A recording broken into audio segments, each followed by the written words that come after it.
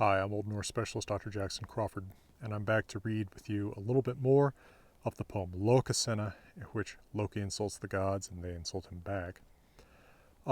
Couple things to keep in mind with all my videos: spelling and pronunciation reflects that of the 1200s in Old Norse, roughly when the poem was written down, not of modern Icelandic.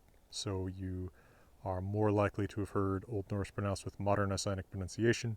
I am not going to use that. It's a deliberate choice, not a mistake that I'm making. And keep in mind that Lokasenna, like all the poems of the Poetic Edda, was not written down in runes, but in the Roman alphabet. So this hasn't been in any way converted from another alphabet. In fact, I will use spellings pretty close to the manuscript, with the proviso that, of course, manuscripts use a lot of weird abbreviations and things like that to save space. If you want more information about that, there's a video about it that I'll link in the top right in a card if you're watching this on YouTube in 2020, 2021, or thereabouts. All right, let's proceed, starting with stanza 12 of Lokasenna, in which the minor god Bragi responds to Loki needling him in stanza 11.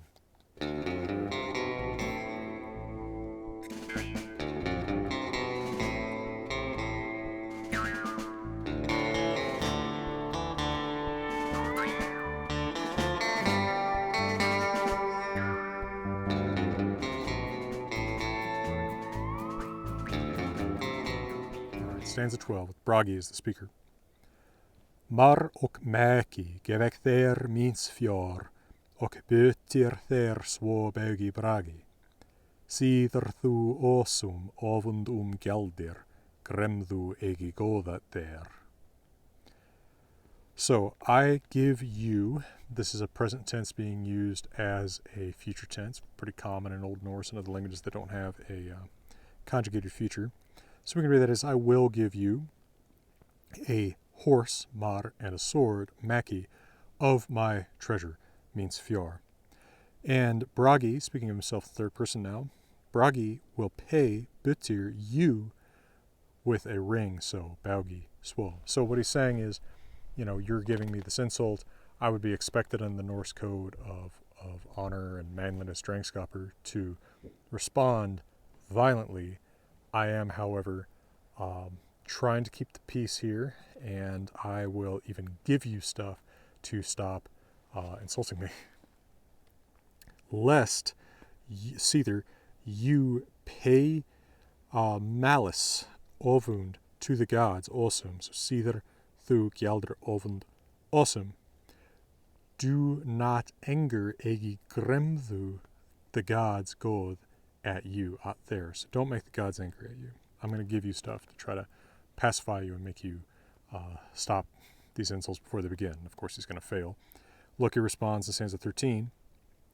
Jos och armbauga mundu ävera begge vannar Bragi. Åsa och Olva här inni eru. Þú ert vid vig varstar och skjarastar vid skott. And notice this stanza is in Galdralag, the meter of magic, which I've discussed in a video about Ljóðaháttr and its derivative meter Galdralag in another video. It's not really clear why he would use the sort of magic associated meter Galdralag here, since he's not casting a spell or otherwise trying to create a magical effect that we can tell. Anyway, he says, Bragi, you will always be, mundu avera, empty, lacking, vanner, of both, begja, a horse and arm rings, jos och armbauga. So you don't have a horse and treasures to give, Bragi. Of the gods and elves, also och Olva, who are here within, eru her inni, you are, thu ert, the wariest varaster against battle with Vik. So you're the one who's most worried about battle, the one who's least likely to be seen in a battle. And you are the most worried skjaraster against shooting. So you're either most afraid of getting shot with an arrow, or maybe, and I guess this would be even more damning in a way, the one most afraid to pull the string on a bow or something like that. Anyway, he's saying you're a coward. And the reason you would be poor if you're a coward in a raiding culture is kind of an obvious connection if you think about it, right? He's saying you're such a wimp, you're not even going out there and raiding and killing people for this stuff. You got nothing to give me. Bragi responds in stanza 14. Weet ik, if fyr utan verrak, zoals een fyr innan emk, is hol kommen. Hovud thit, bära ek I hendi mer, leta ek ther that fyr ligi. I know, ek weet, if I were, if varak, and that's vara, the subjunctive, first person past of vara to be, with ek, I, suffix to it as a k. So if I were outside, fyr utan, as I am inside, swasem emk fyr innan, that's am with ek, I, suffix that's just a k. So this is, the second line is kind of a throwaway, just this is our required alliteration. If I were outside, as I'm now inside, pretty much all we need in the English translation is if I were outside, as opposed to inside.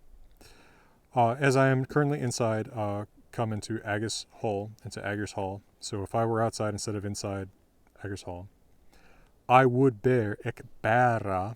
Bära is the past first person subjunctive to bära, carry. So I would carry ek bära, your head, thit hovud, in my hand, I hendi mer, using the dative to show possession of body parts with hendi. Interestingly, not with hovud, where we have a regular genitive, or not genitive, but a genitive-derived possessive personal pronominal adjective to show possession. I would let you have that for your lie. Ek leta there thought fyr ligi. With and leta we can really take as like, I would yield that to you for your lie. So you would get paid back with a missing head for your lie. I'd cut your head off for lying like this. Loki says in response, stanza 15, Snjallar tu I sessi, skala tu svo göra, Bragi bekskrautuður. Vega þú gak, ef þú reiður ser, hyggsk vetter, watter fyrir. Some interesting stuff here. You are bold, tu snjallar, in your seat I sessi. You shall not do so. Skala tu göra svo. Bragi, the bench decorator. So he's calling Bragi, really, this is pretty damn close to the English language insult, bench warmer, right? He's the one who's always on the bench, right? He's not out there doing stuff. He's not fighting. He's not doing anything cool. He's sitting on the bench all the time drinking. But also he's kind of insulting his masculinity because he's calling him like a bench decorator. You could see that being used positively about a woman, right? You know, we're praising the beauty of this woman who decorates, right, beautifies this hall. Being used of a man that is being accused of cowardice is pretty extra damning because of that little tone of praise that would be there probably if you were talking to a woman. You go you to fight, gak thu vega. Gak is the imperative, right? The command form of ganga, walk or go. So you go fight. Come fight me, bro. That's pretty much, I guess, what that'd be in English. If you are angry, if du ser reiður. Now, in the poetic line here, we would actually expect reiður to alliterate with vega in the line right before it. That's a good indication that this stanza was actually composed back when that word was, in fact, reiður, as it was in Icelandic, probably before about 1000 or 1050. It's a pretty early sound change in Icelandic that takes a VR and makes it just R. Those words still have VR in Danish, Swedish, and some of East Norwegian. So, for example, in Eastern Norwegian, you can say vre here from Danish vre for angry. So in Icelandic, the Trollhunches is reiður, but about 200 years before it was vreiður. Pretty good indication the poem is actually much older than the manuscript it's written on. Anyway, a brave man, a hwatter man, fears nothing. Hysks fyrir vatters. Now, hygger sick, which is what hyks is composed of. It's like thinks self, hysk fyrir sick, thinks before oneself. So like anticipates, thinks about what's before him. So fears nothing. Vatter. All right, so you're brave in your seat. You're not going to do it, Bragi. You're a bench warmer, a bench decorator. Come and fight me if you're angry. A brave man fears nothing. All right. After a quick word from my sponsor, I'm going to get you next with stanza 16. Idunn, the wife of Bragi, responds.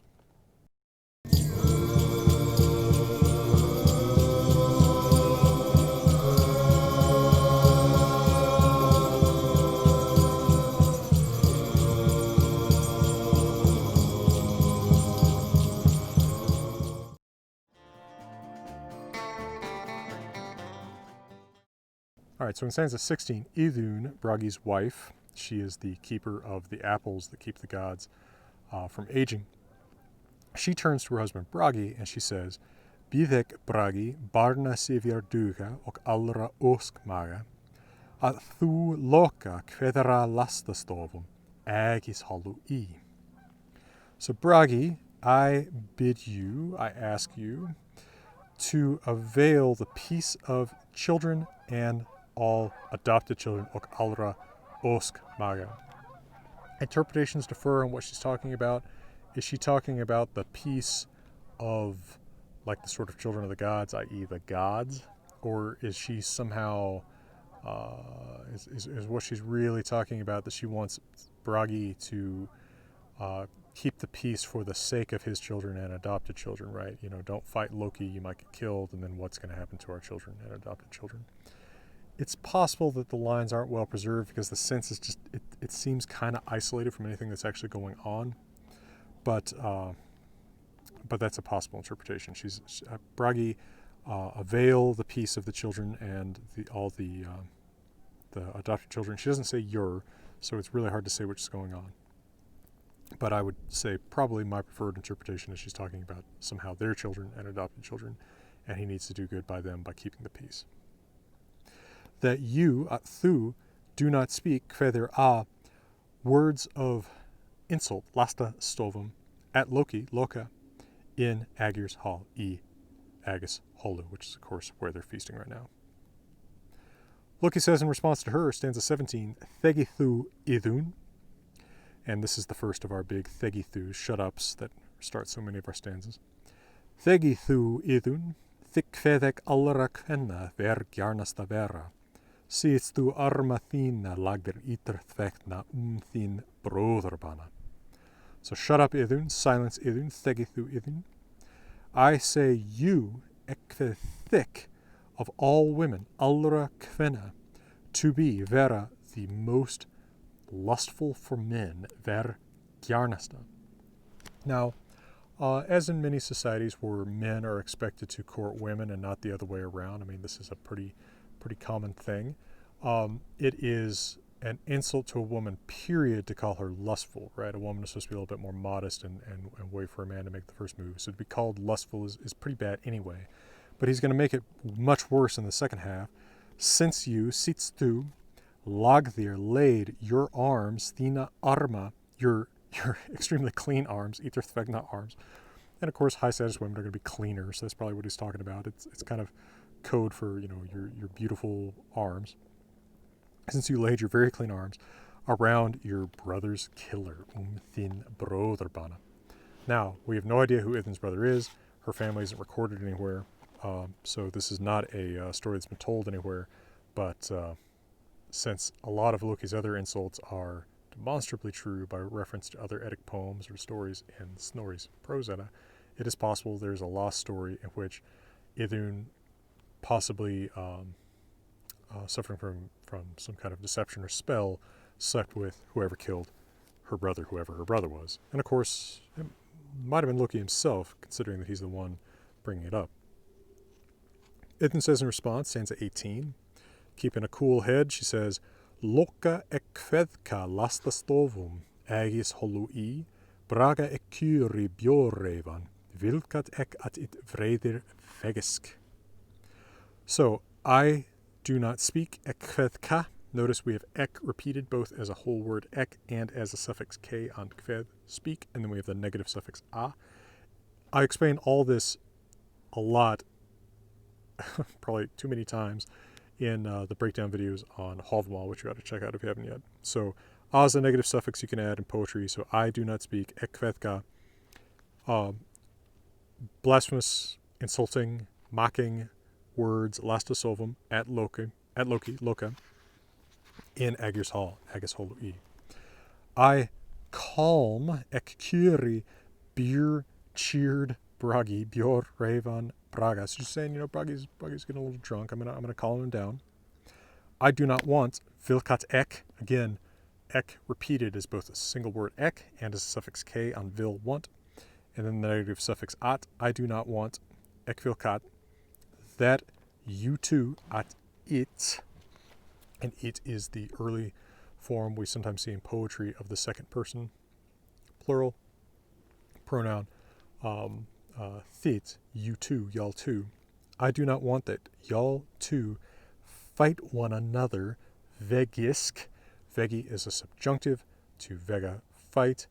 Sk makes it reciprocal, so they're going to fight each other. Angry. Reidir.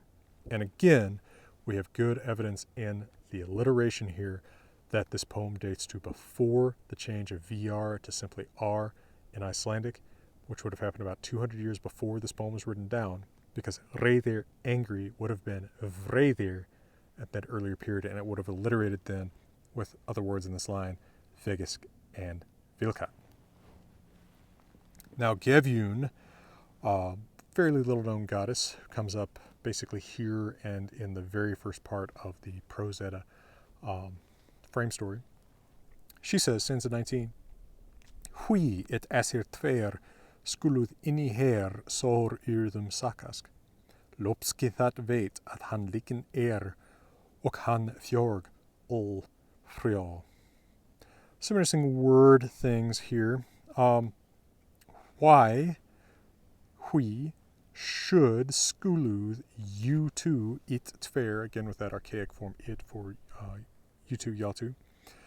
Why should y'all two gods asir here within, her inni, exchange sakask, notice that reciprocal suffix sk on saka, exchange sore words, injurious words, sor yrðum. And by the way, that word words there is not the typical orð, neuter noun, but rather the diminutive that kind of minimizes the words, right? Kind of makes them like these little words. What you do to make these diminutives is you add an I to the end of the roots, orði, but that I causes umlaut, I mutation. For complicated reasons, you don't have the typical O/I umlaut of O here, but rather a Y that makes it look like the root is actually a U. I'm not going to get into that, but this is a diminutive. So she's saying you're like your little injurious words, right? Your little insult words. Now you can do the same thing, by the way, for those of you studying Old Norse, maybe with my videos or with, say, Fawkes and Barnes, your introduction to Old Norse. You can make these diminutives pretty much any word. Just take the root, add an I, and then I mutate the root. So, for example, you can talk about a man, person, mother, the root of which is man. If you want to talk about like kind of a dismissive, this little man, someone barely worth considering, that's a menni, right? I at the end of the root, I mutate the root. Okay, so why ought y'all two gods exchange your little injurious words here within? Lofter, which is a common alternate name of Loki, and then we have this negative suffix ki added to his name for somewhat complicated historical reasons. Lofterki actually emerges as Lopski, like this, Lopzki. Remember that Z in Old Norse represents TS. Lopski, so Lofter, Loki, knows it not, veit ki thought. Lofter veit ki thought would be a more English word order. Lofter doesn't know it, that he is like this. Lakin, it really means like played, but so like is she saying like he doesn't know that he's being like played a game with rather than actually insulted. Like she's trying to calm him down. So it's like, Loki, you don't realize we're just fooling with you, man. We're just ribbing you. Loki doesn't realize that we're being playful. Maybe is a way to put it. But she says that he is played, Haner Leken, and all the gods, Ol Fjorg, love Frjo Han him. So Loki doesn't even know that we're just playing with him, and all the gods love him. Now, that interpretation isn't totally secure. Fjorg is not a word that we know from anywhere else other than this line of this poem. But we have to assume it means gods based on what the context is. Frjo, love, is a rare word, but we see it in a lot of archaic poems, including here in Hovmal. And it's actually the verb from which the English word friend and the Old Norse word frandi, cousin, kinsman, are derived, because those are the people that you're in a loving relationship with, right? Loving, frandi comes to mean kinsman in Old Norse, and friend, obviously, in English. Now, Loki does not respond courteously to her. He says in stanza 20, Thegi thu Gefjun, thes monek nu geta at thik glapti at gedi, svein in huiti, ther sigli gav, og thu lag der lær uvir. So again, he refers to an unknown story. But he says, shut up, Gefjun. I will now, ek mun nu, mention this, geta thes. Old Norse students, geta, to get, beget, means mention if you use it with a genitive object like thes. So I will now mention it, geta thes. When so he says, when the white boy in huiti svein. Now, white typically means beautiful, and it's more often used with women than with men. This is a very typical adjective for describing a woman as attractive. For describing a man, it's a little bit more suspect. It is used of Balder, who's sort of cartoonishly beautiful, but there's maybe a slight note of effeminacy to its use with a man. So when the beautiful boy tempted at your mind, glapti at gedi, basically tempted you, seduced you, is how we can take this. When he isn't stated, but we can kind of supply it here, Han supplied, gav you there a sail. It's not really sail, it's like a tapestry. When he gave you, a tapestry, some pretty woven thing. And you, okthu, laid lagdir, your thigh, lar, over, and then him we can supply. So when you laid your thigh over him. So again, basically he's calling her a whore, right? Some pretty boy paid you some trifling thing, and you laid your thigh over him with obvious sexual coital implications there. All right. In the next group of stanzas, we will see Loki engage with the god Odin himself and with Odin's wife Frigg, and things get weirder. So for now, thank you, Patreon, and from beautiful Wyoming, let me wish you all the best.